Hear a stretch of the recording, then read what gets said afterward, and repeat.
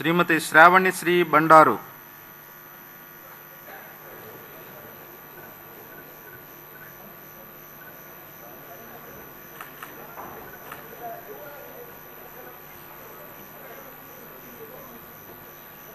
బండారు శ్రావణిశ్రీ అనే నేను శాసనసభ సభ్యురాలిగా ఎన్నికైనందున శాసనం ద్వారా నిర్మితమైన భారత రాజ్యాంగం పట్ల నిజమైన విశ్వాసం విధేయత చూపుతానని, భారతదేశ సార్వభౌమాధికారాన్ని సమగ్రతను కాపాడుతానని, నేను స్వీకరించబోయే కర్తవ్యాన్ని శ్రద్ధాశక్తులతో నిర్వహిస్తానని దైవ సాక్షిగా ప్రమాణం చేస్తున్నాను.